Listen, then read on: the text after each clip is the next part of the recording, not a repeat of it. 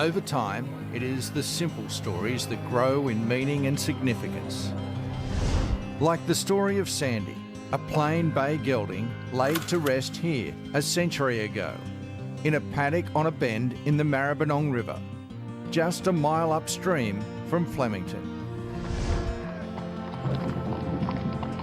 Of 136,000 Australian horses who served our forces in World War I, Sandy was the only one to return home.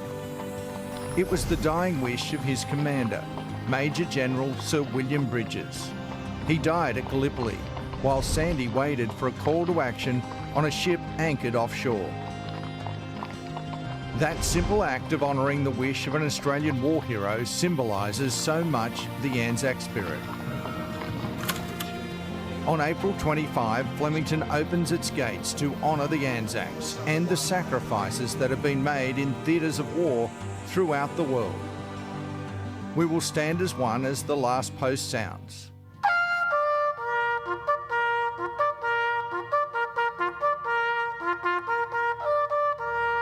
Ready, and away they go.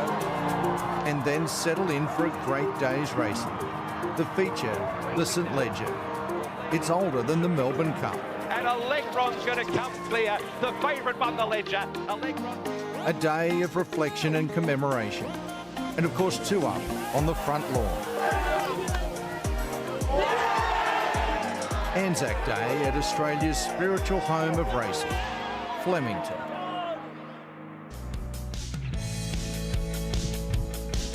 A day of reflection and recognition. Hello and welcome to Anzac Day Racing on racing.com. My name is Nigel Carmody, and Flemington and the VRC for the 64th time hosts racing on Anzac Day. 110 years ago today, the 25th of April in 1915, when so many brave Australian and New Zealanders made the ultimate sacrifice on the beaches of Gallipoli, and that's where the Anzac spirit was born. And we always pause and reflect on this day to honour the men, women and horses who have served our respective countries so bravely across the past century. And that history, of course, stretches prior to Gallipoli and will continue long, long past it as well. For anyone who's currently serving Australia or New Zealand, somewhere on the domestic or global stage from a military perspective, thank you from those who are lucky enough to be involved in the sport of racing and enjoy the freedoms that our country offers. So a big thank you, and hopefully wherever you're tuning in around this racing universe, you might be able to put the feet up for a brief couple of hours today and enjoy what is a really special race day. The feature is the St Leger for the 3-year-olds over 2,800 metres. Consider this, it's a race older than the Melbourne Cup. 167 editions, if you don't mind. So we look forward to that this afternoon. Gai Waterhouse and Adrian Bott, well, they'll chase a 6th victory in the race. They've won it 5 times since 2013. They have a key chance in the format.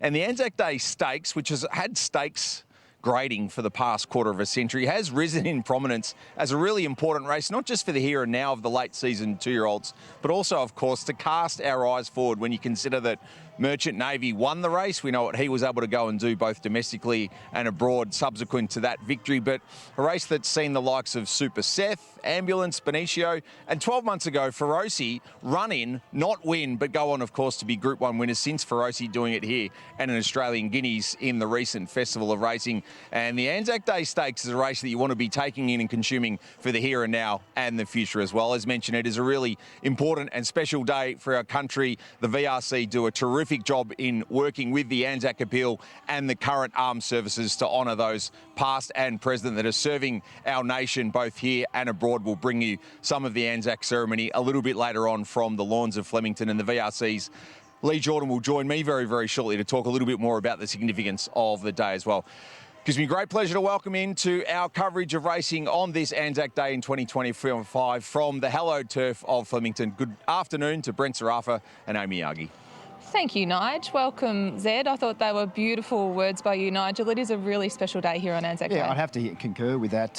Very well put together, and I'm sure our fallen and those who continue to serve our military both domestically and abroad do. How have you seen the evolution of this Anzac Day meeting and how the VRC are able to tie all those different strands together? No, that's a good point. And I don't know about you, but I just get the feeling Anzac Day is becoming a really important holiday. and really important day to sort of commemorate all those people that have gone to war for us. And I think this day could just keep getting bigger. We're expecting 7,000 or 8,000, but I think in years to come, I think we can grow this day. We've got the special ceremony at 2:55, which is just before the Anzac Day Stakes, which I think is appropriate. We'll obviously have the ode read, the laying of the wreath, the last call, and then also a minute's silence. So it's really important for us, and I think we can only see this day growing more and more. And obviously, before the first, we're going to have the two up starting too. Yeah, I think which is just to our left-hand side. I think the chairman's going to flip the coin, the first coin, so which is great. Yeah, and these are important traditions, as you touch on. It's 110 years since Gallipoli, 80 years since the end of World War II, as more and more of those who've served us unfortunately come to the end of their tenure. Days like this are important for continuing to honour their legacy. Yeah, and look, there's people that we're honouring today. Les Carline, as you know, just a great author. Obviously wrote a lot of war stories, but he was in the Australian Racing Hall of Fame. He's in the Australian Media Hall of Fame. So it's great to recognise him and his family here. Wing Commander Ian Bales, Flight Lieutenant Peter Armitage, honouring them in certain races today for what they did in the war, but also Peter Armitage and Ian Bales were chairman and vice chairman of the VRC back in the 80s. And actually I had the pleasure of working under them at that time. That's how old I am. But they were great leaders of the club, and a lot of what we see around here is what they've done back then. So it's great to honour people that have served in the war, but also people that have contributed so much to the club. Yeah, and the links between our military history and racing, they're not tenuous, they are inextricably linked, and today is an important way of educating and honouring those people, as you touched on. From a racing perspective on the track, St Ledger's got tremendous history attached to it. We don't often see the 3-year-olds getting out to a 2,800 metre trip. That's one aspect of the day. But the Anzac Day Stakes, even though it's only had listed status for the best part of 25 years, it is a race that's grown in stature quite quickly. Yeah, the Anzac Day Stakes, Merchant Navy won the race, and when I won Group 1, not only domestically but internationally. There's some really good horses, and just actually looking at the form from last year, a little horse called Feroce, who ran fourth. You know, we come out and won a Group 1, but Ruta Royale for Tony McAvoy ran the race last year. Sneaky Sunrise for Hazes ran the race last year. So it's a race that definitely you can see horses for the future. So I'm really looking forward to that race. Can Gay make it 6 St Ledgers with format, do you think? Yeah, well, it's 169th running of the St Ledger, older than the Melbourne Cup. So that's a tradition of the race. As you said, can Gay win it and have 6 wins, the same as her father? Tommy Smith, Bart Cummings had 7 wins. I hope she can. But it's a wide open race. Litz Deal's an interesting runner. Half sister to Vow and Declare for Danny O'Brien. Mark Walker, as you know, New Zealand we're nearly owning Mark now, but he's got a very good horse in West Indies in there. And Andrew Forsman's got a horse, Procaster, that's come from New Zealand over here, ran third in a Group 3 last start. So it's a wide open race. It's a good form race, but I hope Gay can get up to 6 and equal her dad. Lee, appreciate your time and your sharing of knowledge on such an important day. And for those that are at home and in the vicinity and thinking of coming down, there's going to be plenty to do, not just from a racing perspective, but obviously to tie in with the Anzac Day commemorations. Yeah, there's lots of things happening, and look, the rain's not coming, so don't worry about the rain. The rain is so far away, it's not funny. So if you're sitting at home thinking, I won't go to the races because it's raining, well, don't worry. Hop on, get out here. It's only $20 to get in. It'll be a great day.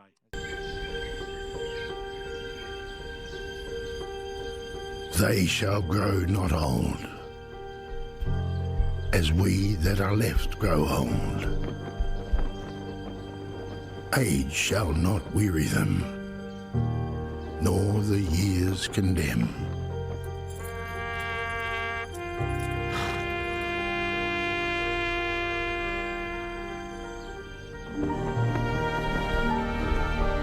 At the going down of the sun, and in the morning, we will remember them.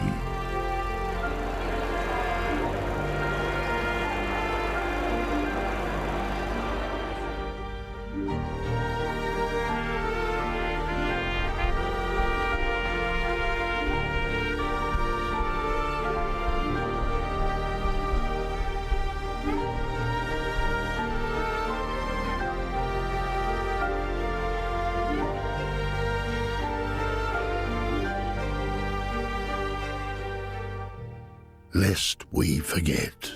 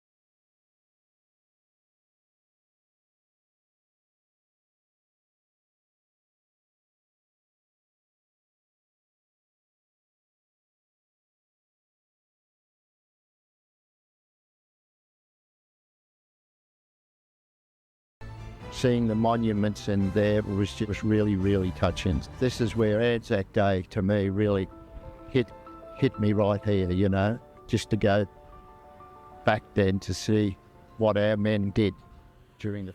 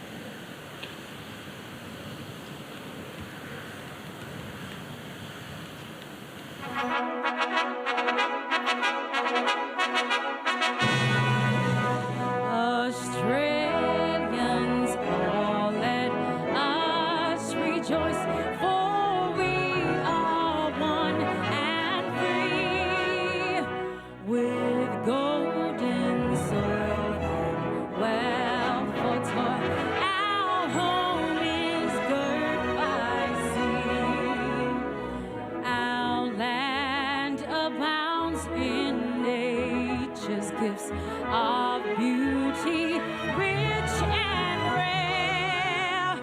In history's page, let every stage advance astray.